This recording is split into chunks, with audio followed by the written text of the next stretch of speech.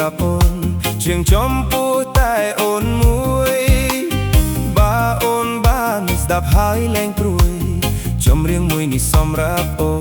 នចម្រៀងមនោសញ្ចេតនាចម្រៀងស្នេហាមិនដែលស្រពោនរាល់ថ្ងៃជួបជូនមិនដែលឃ្លាតគ្នាមួយវេលាណាចម្រៀងមនោសញ្ចេតនាចម្រៀងស្នេហាមិនដែលស្រពោនរាល់ថ្ងៃជួបជូនមិនដែលឃ្លាតគ្នាមួយវេលា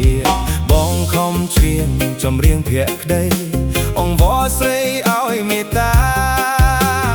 មានតែអូនដែលបងប្រាថ្នាកុំដាច់មេត្តាណាអូន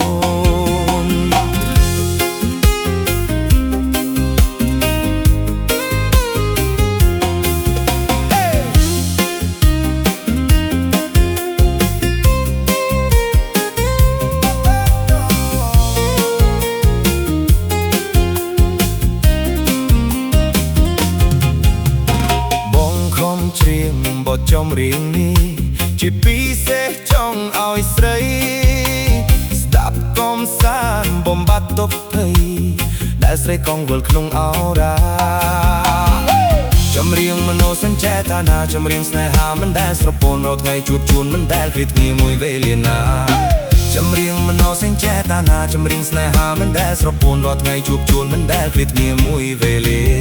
បងខំច្រៀងចម្រៀងភក្តីអង្វរស្រីឲ្យមេត្តាមានតែអូនដែលបងប្រាថ្នាកុំដាច់មេត្តាណាអូន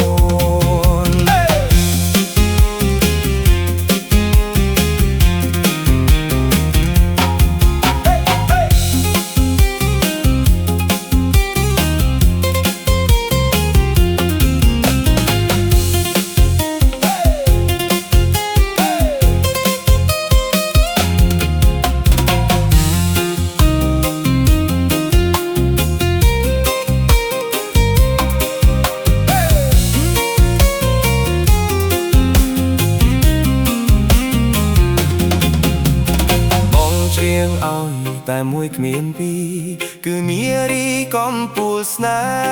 ហ៍ច្រៀងសច្ចាថាមិនកែប្រែต้องក្រឡាស់កិច្ចកែសំដីចម្រៀងមនោសញ្ចេតនាចម្រៀងស្នេហាមិនដែលស្រពោនរាល់ថ្ងៃជួបជូនមិនដែលឃ្លាតគ្នាមួយវេលាណាចម្រៀងមនោសញ្ចេតនាចម្រៀងស្នេហាមិនដែលស្រពោនរាល់ថ្ងៃជួបជូនមិនដែលឃ្លាតគ្នាមួយវេលាបងខំច្រៀងចម្រៀងភក្តីអង្វរស្រី